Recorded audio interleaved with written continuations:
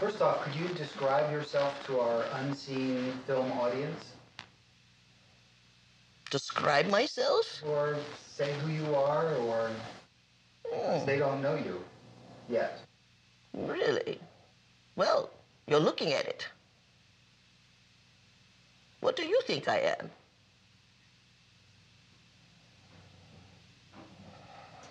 You, I could come up with a lot of words, but to me, you're a mystery. Enigma. Enigma. I don't know. I cannot follow your mind where it goes, so Can you follow yours? sometimes. Do you think you are a mystery, an enigma to yourself? At times I am, yes. Everyone who is going to watch me is going to understand that they too are an enigma. So how should we all answer such a profound, enigmatic question?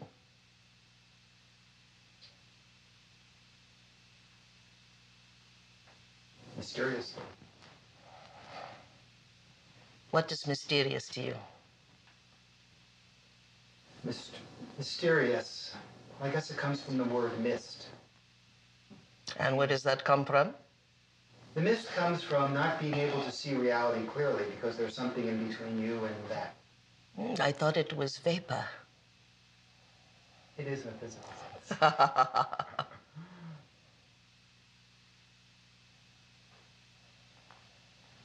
What is it that you're not looking at?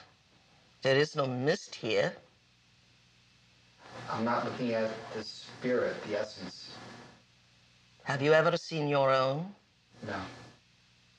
Do you know anyone that has ever seen their own? I think you have. Yes, but I'm in a better viewing area. And how do we get to that better viewing area? First, define what the word spirit means.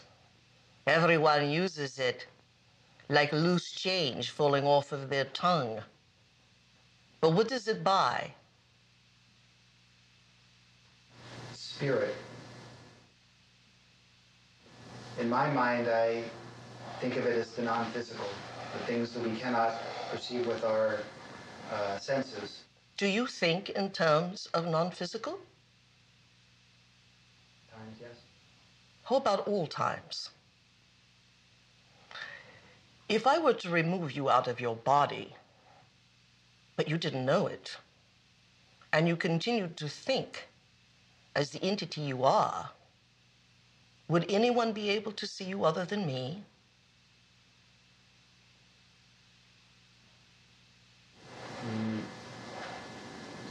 Other people might, but I know you would. I don't know who else would. But you see, the question is, what is spirit? And your answer is that it is intangible. But intangibility also equates an enigma. It also equates illusion. It means illusionary. And what everyone here thinks is real is how a beautiful thought in your mind suddenly manifests itself along the meadows of your face as a delight. So they see your body as real. And they never think about the thought and how isolated it is without a body to express it. Now, the mind, is it real? You have one, don't you? Yes. Ah, is it intangible? Yes. Yes. Is nobility a word in which an entity thinks in terms of noble, righteous, the righteous action, the righteous thought? Is righteousness and nobility intangible as well? It's intangible in the physical sense, but it has real effects in the world. So it, They are through the body, which is real. Yes? Is love intangible? by that definition, yes. Is hate intangible? Yes. Is goodness intangible? Yes. How about God? At times the most intangible. So, the qualities that define an entity, such as yourself, is not your beautiful body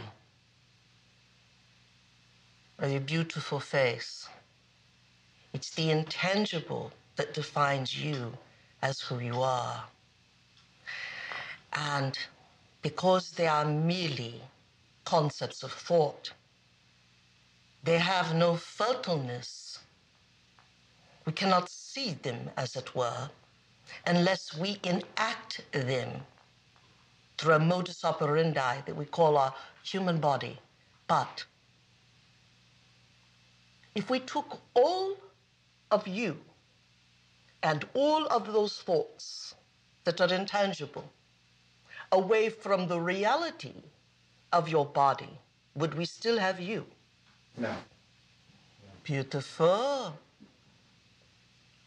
Now, if that is so, and we have reasoned it here, if that is so, then what becomes real? Is it our body?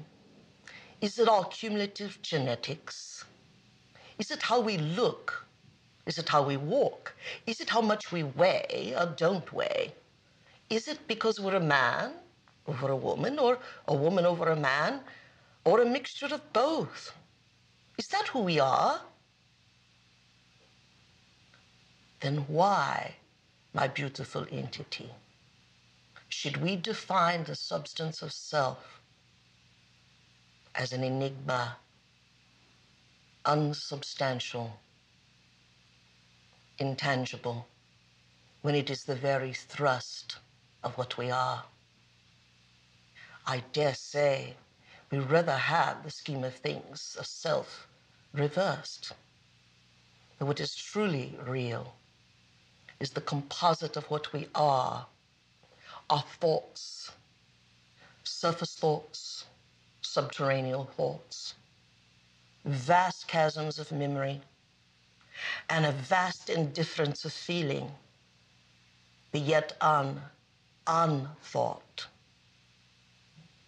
I dare say that is more of what we are, you and I, and all in this august body, and everyone in the world, seen and unseen. So, is everyone a mystery? Is everyone an enigma?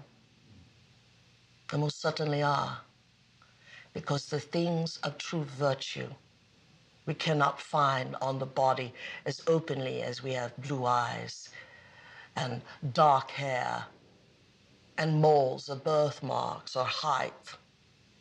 True elements of character are hidden behind the scheme of these adoring qualities. So what am I? I am reality. Borrowing a body, just like you are borrowing yours.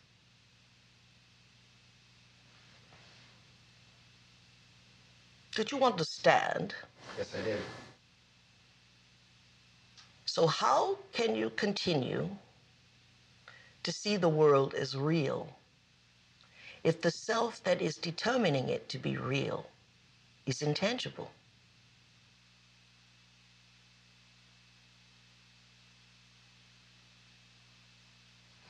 So do people who live by their emotions ever really think, or are they simply reactive creators? Most of the time, reactive creators. That's absolutely right. Now, what is illogical about that? And what is superstitious about that?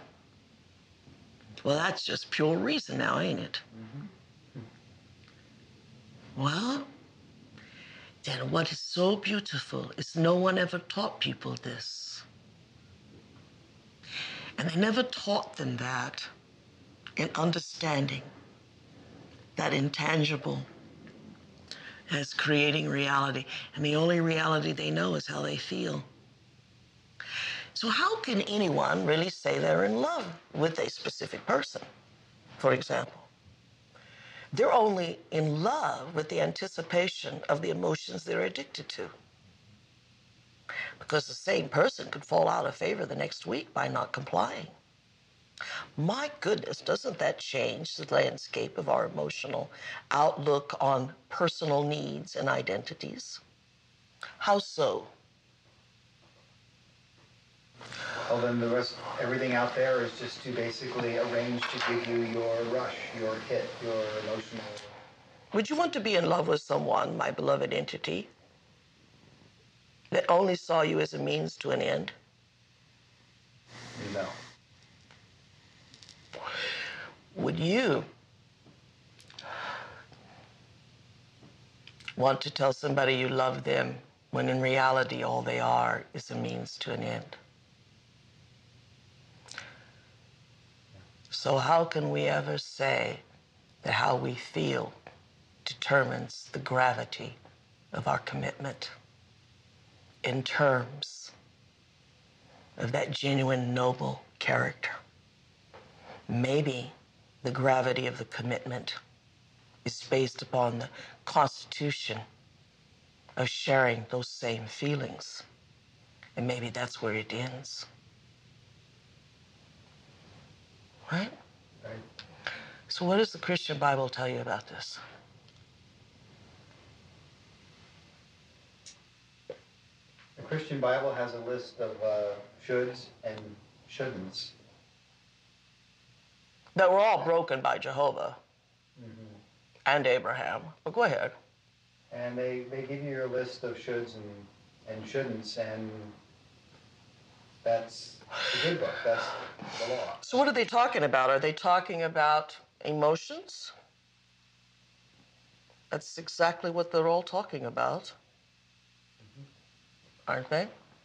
Do you know the Ten Commandments?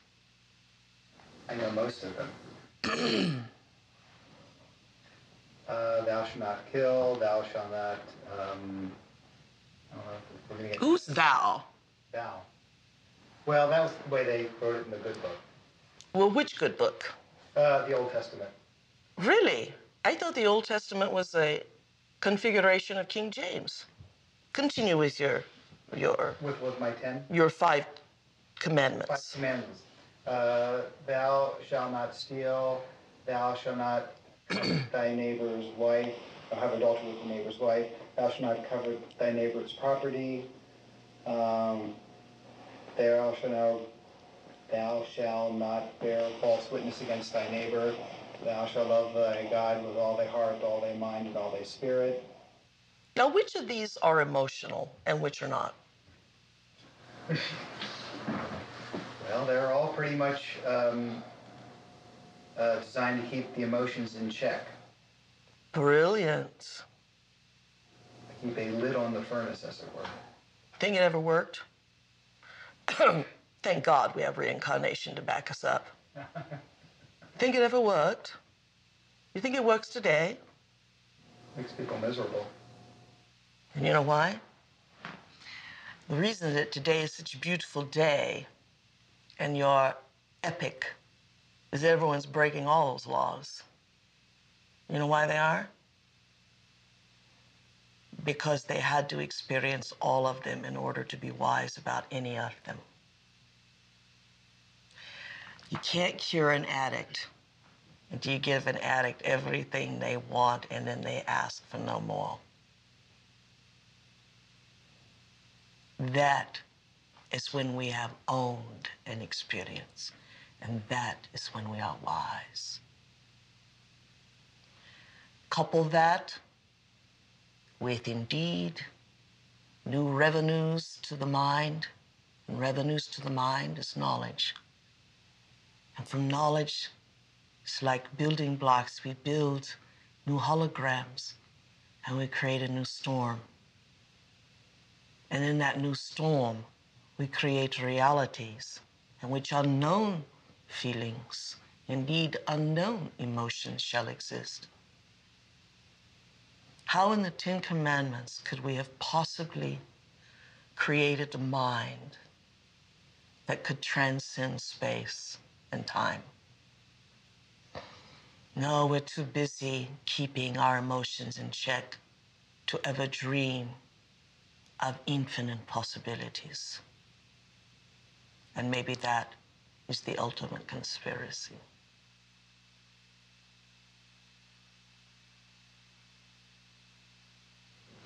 So what is the difference between you and me in your first question? You asked me, what am I? What do you think I am now?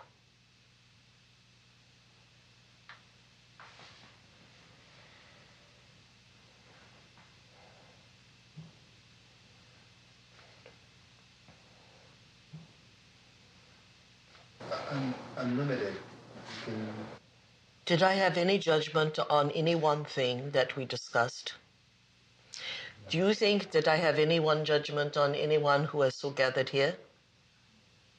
To know their life. Now, what is the difference between you and I?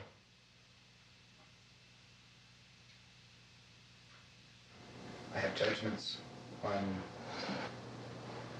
everyone and everything. Yes, that's true. So does everyone else. Now, the great question is, why do you judge anyone? What is the basis for that emotional superiority?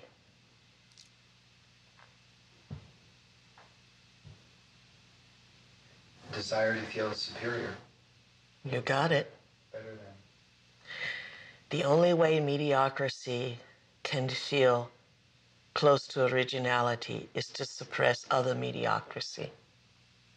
It's never a climb out of mediocrity. It's simply a con game of abuse.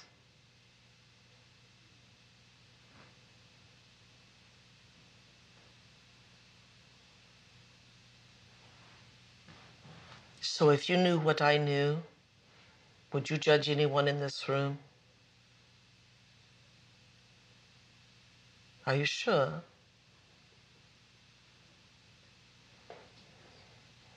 You know why you wouldn't? Because you would know what they are yet to know. You would already be at a place that in superficiality, that you judge people so as to feel superior. You would already be superior. And being superior has no definition of human terms.